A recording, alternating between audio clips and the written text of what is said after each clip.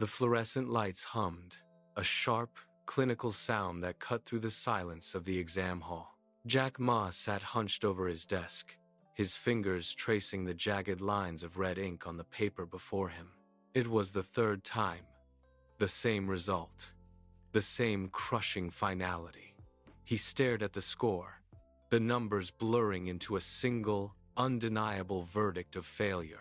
Around him, the hall felt impossibly large and empty.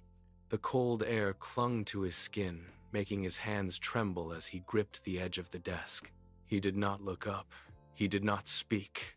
He simply watched the ink dry, the weight of the moment pressing against his chest until his breath came in short, shallow bursts. Every other student had long since departed, leaving him alone with the echoes of his own defeat. He finally stood, his chair scraping harshly against the floor. He folded the paper into a tight, sharp square and shoved it into his bag. He walked toward the exit, pushing the heavy doors open to face the gray, overcast afternoon. The path ahead was silent, and the shadow of his academic failure followed him, step by heavy step, onto the pavement outside. The pattern of rejection became a rhythm. Jack walked from storefront to storefront until the soles of his shoes grew thin against the concrete. He submitted his resume to over 30 companies. Each time, he sat by the telephone, waiting for a ring that never came. The silence grew louder with every passing week. Then, the new KFC opened in the city. A line formed early. 24 people standing in the morning chill, eager for a start. Jack stood among them, his hands deep in his pockets, watching the manager move down the row. One by one, 23 people were handed a start date and a nod of approval. Jack was the last in line. He stepped forward, ready to speak, but the manager's gaze shifted past him. The doors swung shut. The lock clicked. A sharp, metallic sound that echoed in the empty street. Jack stood alone on the sidewalk. He turned away, the weight of this final, public dismissal settling into his bones. He had reached the bottom of the ladder. The apartment was small, cramped, and smelled of stale air. Jack pushed the door shut, blocking out the city that had rejected him. He moved to the wooden table, the only piece of furniture in the room that did not wobble under his weight. A computer sat there, its screen flickering with a steady, rhythmic pulse of light. He had never touched one before. He sat down, the chair groaning beneath him, and stared at the glowing monitor. Most people saw rows of confusing data, a wall of static and numbers.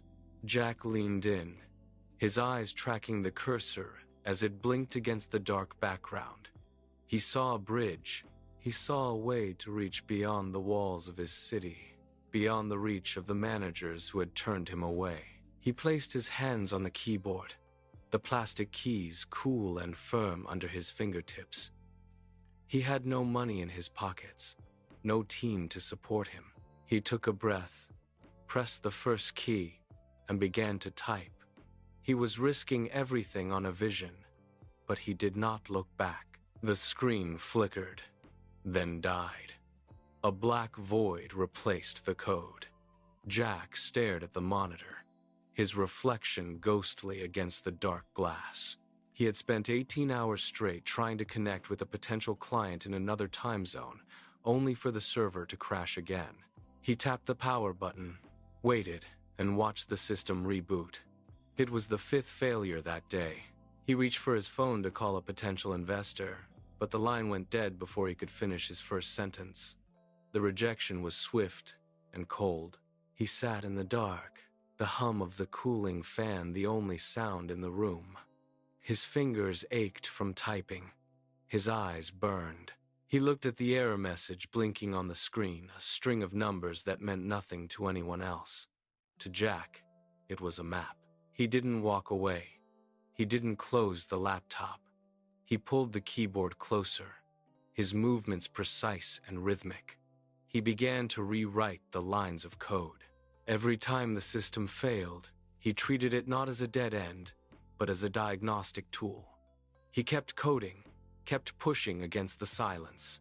Years later, the silence of that cramped apartment was replaced by the roar of a global audience. Jack stood on a stage, his gaze sweeping across a sea of faces that stretched into the distance. Behind him, the digital infrastructure of an empire hummed with the activity of millions. He looked down at his hands, the same hands that had once typed in the dark, and remembered the drawer filled with rejection letters.